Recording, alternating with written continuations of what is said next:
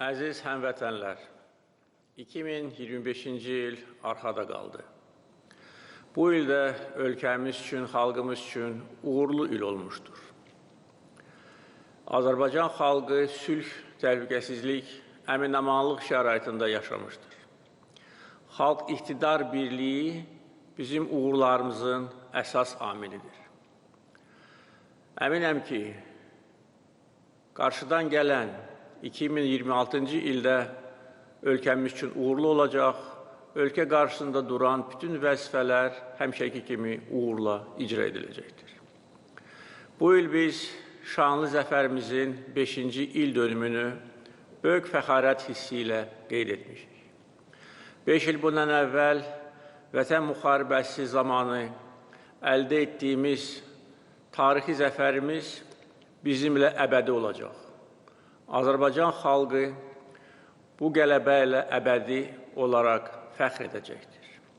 Biz 30 illik erməni işğalına son qoyduq, ərazi bütövlüyümüzü, suverenliyimizi, milli ləyaqətimizi bərpa etdik.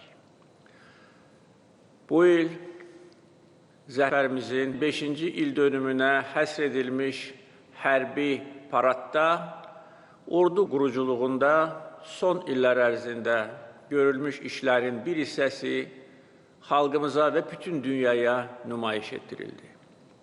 Son 5 il ərzində Azərbaycan Silahlı Qüvvələri böyük dərəcədə öz gücünü artırmışdır. Yeni silahlar və texnika ilə təchiz edilmiş bizim ordumuz bugün istənilən vəzifəni icra etməyə qadirdir. Biz son 5 il ərzində həm yerli istehsal olan silah və texnikadan istifadə edərək, eyni zamanda xaricdən aldığımız silah və texnikanı ordumuzun potensialına əlavə edərək öz hərbi gücümüzü böyük dərəcədə gücləndirə bildik. Silahlı qüvvələrimizin döyüş qabiliyyəti böyük dərəcədə artdı. Xüsusi təyinatlı qüvvələrin say tərkibi bir neçə dəfə artırıldı. Yeni yaradılmış komando qüvvələrinin say tərkibi minlərlə əskər və zabitdən ibarətdir. Biz yeni müharibəyə hazırlaşmırıq. Bizim üçün müharibələr arxada qaldı. Ancaq bugünkü dünyada hər bir ölkə ilk növbədə öz təhlükəsizliyi haqqında ciddi düşünməlidir. Bugünkü dünyada beynəlxalq hüquq normaları işləmir. Kim güclüdür, o da haqlı prinsipi. Əsas prinsip kimi bir çox ölkələr tərəfindən qəbul edilib. Bütün dünyada geniş miqyaslı silahlanma prosesi gedir. Belə olan halda biz hər an öz ərazi bütövlüyümüzü, suverenliyimizi, öz seçimimizi layiqincə müdafiə etmək üçün hazır olmalıyıq. Vətən müharibəsi dövründə hərbiçilərimizin peşəkarlığı, qəhrəmanlığı, fədakarlığı, xalqımızın yumruq kimi birləşməsi bizim qələbəmizi şərtləndirdi. Allah bütün şəhidlərimizə rəhmət eləsin, onların əziz xatirəsi bizim qəlbimizdə əbədi yaşayacaqdır.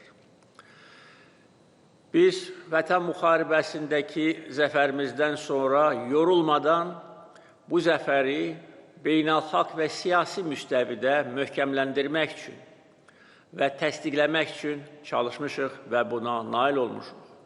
Bütün dünya bizim zəfərimizi qəbul edir və bizim haqlı olmağımızı əyani şəkildə görür. Ermənistan-Azərbaycan münaqişəsini həll etmək üçün mandat almış Minsk qrupu isə tarixin arxivinə göndərildi. Beləliklə, Qarabağ münaqişəsi artıq beynəlxalq gündəlikdən tamamilə silinmişdir. Zəfər çalmış ölkə kimi biz məğlub edilmiş Ermənistana sülh əlimizi uzatdıq. Bu da bizim uzaq görən siyasətimizin təzahürüdür. Biz əbədi müharibə aparmaq fikrində deyilik. Bizim başqa ölkələrin torpaqlarında gözümüz yoxdur. Biz öz ərazi bütövlüyümüzü bərpa etmək üçün silahdan istifadə edərək BMT nizamnaməsi çərçivəsində, BMT Təhlükəsizlik Şurasının qətnamələri əsasında öz suveren hüquqlarımızı təmin etmişik. Və cəmi 5 il Vətən müharibəsindən keçəndən sonra Ermənistanla paraflanmış sülh müqaviləsi bir daha xalqımızın böyüklüyünü və bizim siyasətimizin müdrikliyini göstərir. Biz cəmi 5 ilə yaxındır ki, de facto sülh şəraitində yaşayırıq. Biz döyüş meydanında qan tökərək, şəhidlər verərək şanlı qələbə qazanmışıq və bu qələbəni dünyanın ən mötəbər yeri olan Amerikanın Ağ Evində Amerika prezidentinin iştirakı ilə möhürləndik. Və beləliklə 30 il ərzində əsas vəzifəmiz olan ərazi bütövlüyümüzün bərpası və bütün dünya tərəfindən bunun qəbul edilməsi məsələsi öz həllini tapmışdır. Bugün isə bütün ölkə üzrə geniş quruculuq işləri aparılır, hər bir bölgədə inkişaf müşahidə olunur. Biz beynəlxalq mövqelərimizi böyük dərəcədə möhkəmləndirə bildik. Bugün Azərbaycana dünyada böyük hörmətlə yanaşırlar. Və təsadüfi deyil ki, dünyanın aparıcı beynəlxalq aktorları Azərbaycanla əməkdaşlıq etmək üçün müxtəlif təkliflər irəli sürürlər. Bizim xarici siyasətimiz çox şaxəlidir. Bir çox istiqamətlər üzrə uğurla bu siyasət aparılır. Biz bu il D8 beynəlxalq təşkilatına üzv olduq. Onu da bildirməliyəm ki, 8 böyük müsəlman ölkəsini birləşdirən və 30 ilə yaxın fəaliyyət göstərən bu təşkilatın ilk yeni üzvü məhz Azərbaycan olmuşdur. Yəni, bu ölkələr tərəfindən bizə göstərilən hörmət və etimad göz qabağındadır. Biz bu il Orta Asiya ölkələrinin Məşvərət Şurasının tam hüquqlu üzvü seçildik. Bu da hesab edirəm ki, tarixi nailiyyətdir. Çünki coğrafi nöqteyi nəzərdən biz Cənubi Qafqazda yerləşirik. Ancaq Orta Asiya ölkələrinin Məşvərət Şurasına yekdilliklə tam hüquqlu üzv seçilməyimiz bizim həm bu ölkələrlə səmimi münasibətlərimizdən xəbər verir, həm də ki, Azərbaycanın bugün nə qədər önəmli ölkə olmasını əyani şəkildə göstərir. Bu il ölkəmizdə bir çox mötəbər beynəlxalq tədbir keçirilmişdir. Bunların arasında xüsusilə işğaldan azad edilmiş Xankəndidə Eko zirvə görüşünü qeyd etməliyəm. Qəbələdə Türk Dövlətləri Təşkilatının zirvə görüşü də bir daha bizim aləmiz olan Türk dünyasının birləşməsi istiqamətində önəmli addım olmuşdur. Bir çox beynəlxalq təşkilatlarla sıx əlaqələrimiz bizim maraqlarımıza uyğundur. Biz hər zaman bərabər hüquqlu tərəfdaşlığın tərəfdarı olmuşuq. Biz heç vaxt imkan verməmişik ki, kimsə bizim işimizə qarışsın, kimsə bizə nəyisə diktə etsin, kimsə bizə yuxarıdan aşağı baxsın. Biz müqavimət göstərmişik. Biz ciddi iradəmizi ortaya qoymuşuq. Heç kimin qarşısında baş əyməmişik və heç kimə imkan verməmişik və verməyəcəyik ki, bizim işimizə qarışsın. Və tədricən hər kəs görür ki, belə cəhdlərin sayı da kəskin azaldı. Çünki bunun heç bir mənası yoxdur. bizə təzyiq etmək üçün heç kimin əlində heç bir vasitə yoxdur. Bizim güclü siyasi iradəmiz, xalq iqtidar birliyi, hərbi gücümüz, iqtisadi potensialımız, enerji siyasətimiz, nəqliyyat imkanlarımız və digər amillər bizi o qədər gücləndirib ki, heç kim bizə öz iradəsini diktə edə bilməz. İqtisadi inkişafa gəldikdə bu il əldə edilmiş uğurlarla biz fəxr edə bilərik. Bizim valyuta ehtiyatlarımız tarixi rekord hətta çatıb 80 milyard dollardan artıqdır. Bizim xarici borcumuz daha da aşağı düşüb. Bugün ümumi daxili məhsulumuzun cəmi 6,3%-ni təşkil edir. Bir halda ki, bəzi inkişaf etmiş ölkələrdə bu rəqəm 100%-dir, ondan da çoxdur.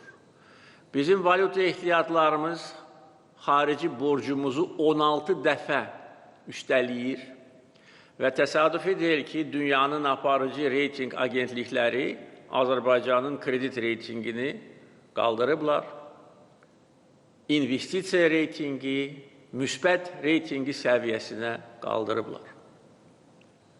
Biz böyük qayıdış proqramını uğurla icra edirik və bugün işğaldan azad edilmiş ərazilərdə böyük quruculuq işləri aparılır və artıq 70 minə yaxın insan orada yaşayır, çalışır, təhsil alır. 32 kənd, qəsəbə və şəhərdə keçmiş köçkünlər yerləşiblər və onlar üçün ən gözəl şərait yaradılmışdır.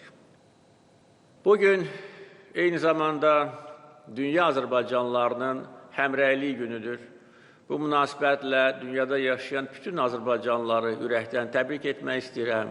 Onlar bilməlidirlər və bilirlər ki, onların arxasında güclü Azərbaycan dövləti dayanıb. 2025-ci ildə olan bəzi hadisələr bir daha göstərdi ki, hər bir Azərbaycanlının hansı ölkədə yaşamasından asılı olmayaraq taleyi bizim üçün qiymətlidir, önəmlidir. Və bizi Azərbaycanlıları ortaq tarix, dilimiz, köklərimiz, mədəniyyətimiz birləşdirir. Və hansı ölkədə Azərbaycanlılar yaşamalarından asılı olmayaraq, onlar bilirlər və bilməlidirlər ki, onların ana vətəni müstəqil Azərbaycan dövlətidir. Əziz həmvətənlər, mən sizi bir daha Dünya Azərbaycanlılarının həmrəylik günü münasibəti ilə ürəkdən təbrik etmək istəyirəm. Yeni il bayramı münasibəti ilə təbrik etmək istəyirəm. Dünyada yaşayan bütün Azərbaycanlılara, Azərbaycan vətəndaşlarına sülh, əmin-amanlıq, xoşbəxtlik arzulayıram. Bayramınız mübarək olsun.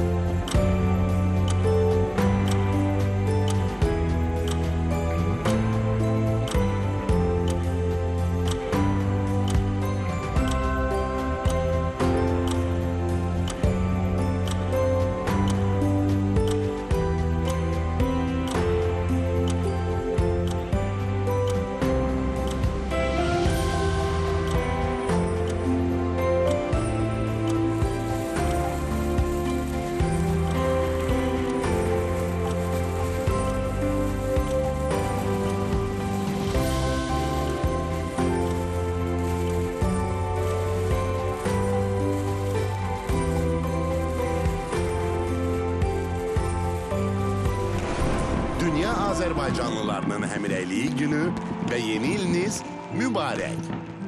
Azərsel.